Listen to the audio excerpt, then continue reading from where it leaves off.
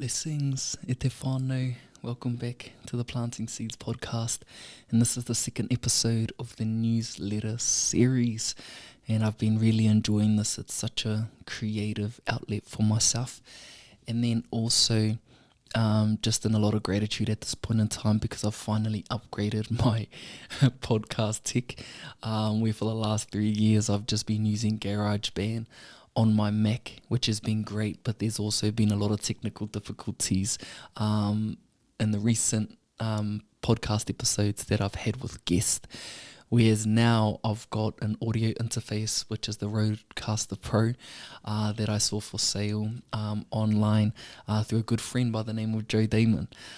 So I'm just stoked that I've finally just got better gear to be able to be more efficient and better within this podcast space. So super grateful for that, and also for Clothing, the official sponsors of the Planting Seeds podcast. You can use Planting Seeds, all capitals, at uno.co.nz when you purchase garments. There's Valentine's coming up, birthdays, things of that nature, and this code is for first time buyers.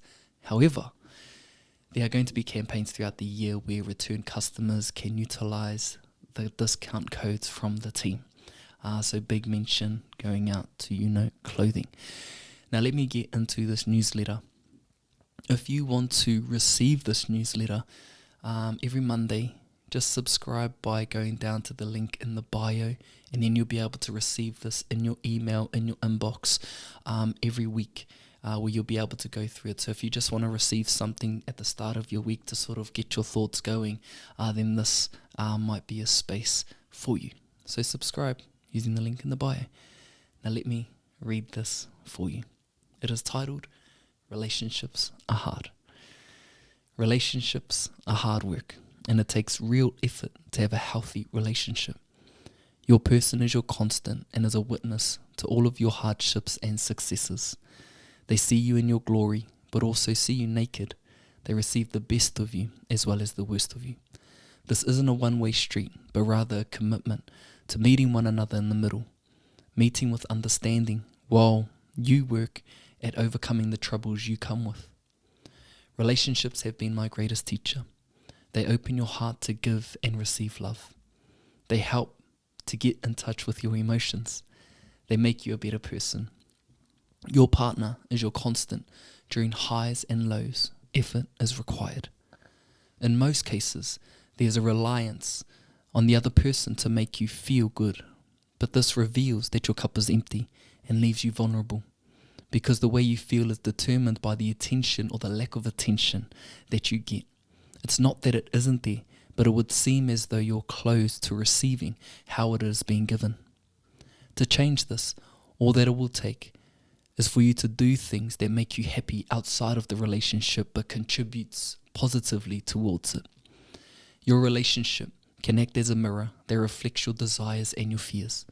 The reason why you love someone is because you have been without what they give, and the reason why you despise someone is because they behave in ways that you dislike about yourself.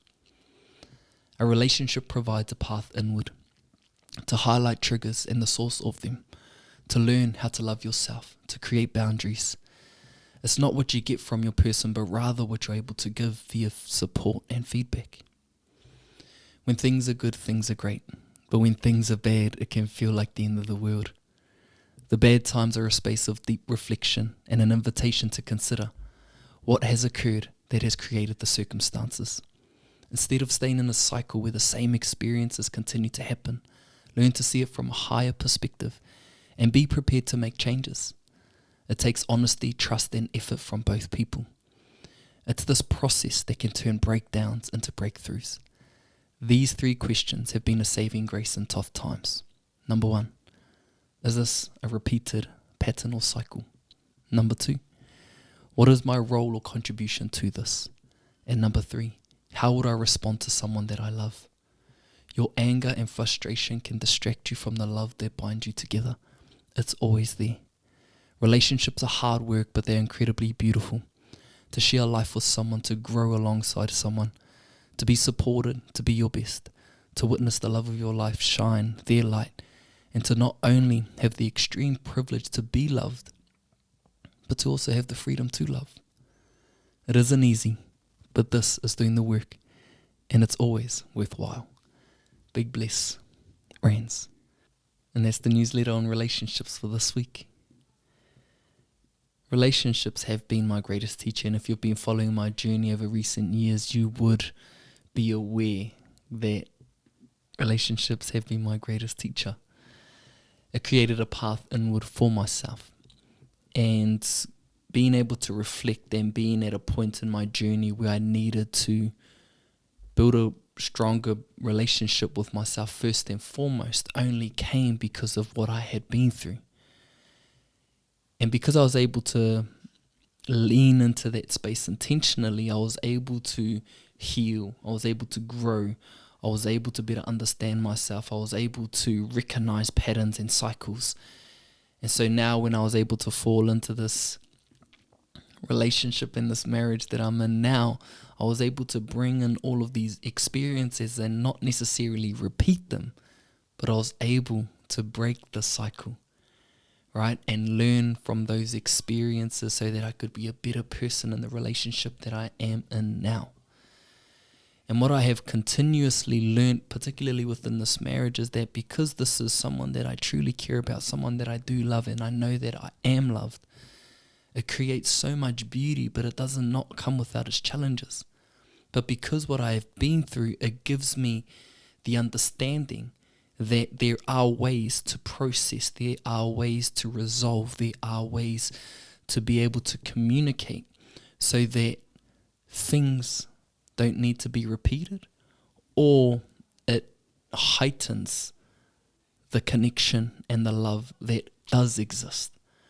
But as I said within that newsletter, right, your anger and frustration can distract you from the love that binds you together. It's always there. But when you're triggered from your partner, when you're going through these lows, all you can think about is the anger, the frustration. All you're thinking about is the blame. All you're thinking about is what it is that they're doing wrong that's making you feel the way that you're feeling. But in doing so, it distracts you from the love and the joy that exists right there. But we're not approaching these circumstances in a way that I love this person, now how can I communicate? I love this person, how can I let go or deal with the emotions that are circulating at this point in time so that I may be able to either hold space or to establish and communicate the boundaries that have been crossed. And so for me, relationships are important because they are just a constant, right? You can be anyone that you want to be in the world, but when you're at home, and you're at home the majority of the time, your person sees who you really are. And it's the constant. And if your relationship is good, it's just quite natural that the rest of your life is. It's better, at least anyway. But in you being a better person individually, you not only contribute to your own life, but you're contributing positively to this relationship, because if there were things that were happening, say your partner's going through something, say you're going through something, if you're working on yourself, you're able to regulate or to better understand what it is that is happening rather than getting caught in the tension that is there, right? And so there are relationships. I've been around people who have smooth, flowing, beautiful relationships. Like, I know they exist. I've actually been around people who have been married for years and they've never had like a huge argument, right? And that's beautiful. But then I've been around people who've gone through these massive roller coasters but have gone through and have come out stronger. So I don't think there's one way of being within a relationship, but I feel it's what creates a good relationship is effort, is communication, is trust, is understanding, and it's also individual work on self. So it might not always be there, but if you can develop those things throughout your journey within your relationship, not only is it going to be healthier and better, but you're going to be better for it as well. right? And so these are just some afterthoughts. I probably could have turned that into a whole other newsletter, but I'm going to continue to explore relationships and things that I have mentioned in weeks to come. And I just want to give so much aroha to those who are in relationships. You know, be softer, be kinder, but also be firm within your boundaries and be able to listen to language and create the space for you to be able to communicate effectively. And for those who aren't in relationships but have been listening to this, it's a great season and time for you to build a beautiful relationship with yourself, right? That path that goes inward is still available. The more that you can do now, the stronger and better that you are going to be for the person who is going to be attracted into your life. So if you can think about doing the work on yourself now, where you're clearing, I guess, the trauma, the hardships, if you're starting to unravel so that you may be your best, you're going to attract the right person that is going to acknowledge and see that within you, right? Which is a beautiful thing as well. And for those who are going through separations, just want to send heaps of aroha to you.